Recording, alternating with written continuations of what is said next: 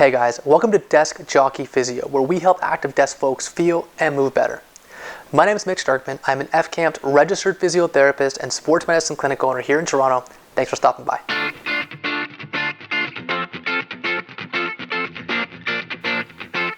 Hey everyone, two quick updates before we jump into today's video. Number one, we have a free giveaway today. If you head over to deskjockeyphysio.com/guide, you can download your 5-step guide of how to set up the perfect laptop home office, which you can do right here, okay? And number two, we are now offering online physiotherapy sessions for you folks out there. To learn more about that, head over to deskjockeyphysio.com/online, and we'll see you there. All right, otherwise, enjoy the video, guys. Thanks for watching.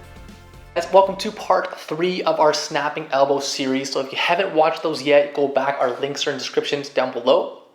Part 1 talks about some ways to manage this issue and kind of control it. Part 2 is diagnostics, or how it works, what's causing this issue. And then part 3 today, we're going to talk about how to manage it. Because a lot of questions we're getting is, okay, I have this issue, will it improve, will it not, and how do I manage it? So that's what we're going to talk about today. If you do need any more further help or follow up with this, we do have an online program we created because we have so many questions on this. The link is in the description below. And those programs range from sort of a really inexpensive do-it-yourself option to being able to ask us questions to kind of having an actual consult with us as well. So go ahead and take a look at that, but I hope these videos help. And like I said, make sure you watch 1, 2, and 3, and I hope it gets you what you need. So with snapping elbow, we need to talk about 2 different movements or positions that can cause this click to happen, right? So it's going to happen in 2 positions. One is when we push, and 2 is when we pull, right? So that can be escalated to overhead or below head. So for example, if I straighten my elbow or I bend my elbow, depending when we're moving, we might get that flip or that click of our tendon or our nerve over top of the bone. If you want a bit more on that information, check out part 2 video in the description, okay? But what I want to talk about today is how do you manage that, right? So the question we get all the time is, hey, it clicks, it's not painful, should I keep doing it? My answer is no.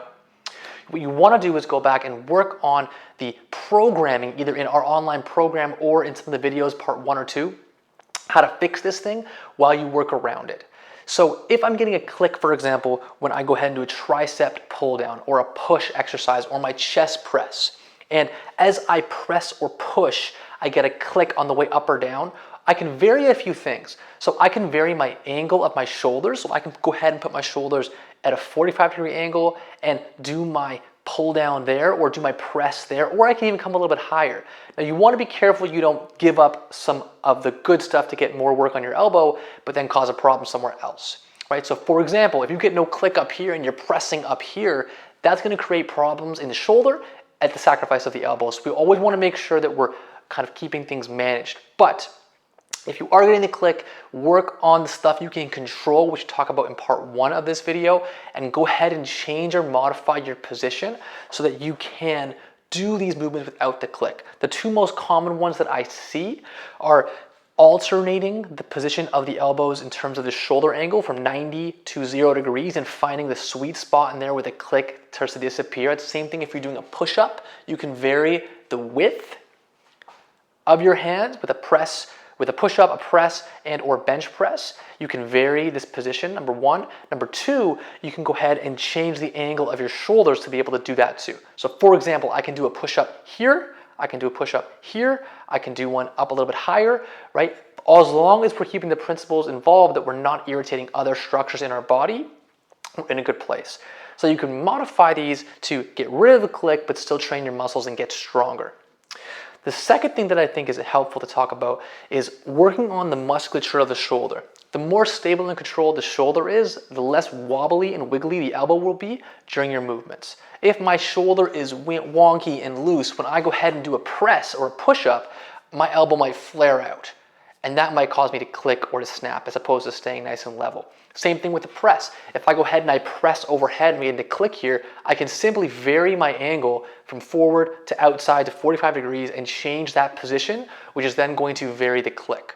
So ultimately you're looking for, how can I vary my hands from wide to close or angle from out to in or 45 to 90 to get rid of or minimize the click, to then put me in a position where I can do what I want to do in a way that is comfortable, pain-free, and not clicking while you go ahead and work on your problems and fix this thing, right? And again, if you have any questions about that, feel free to leave them below, like and subscribe. And of course, if you do need more help with this, we do have an online program that can hopefully help as well. Link in description.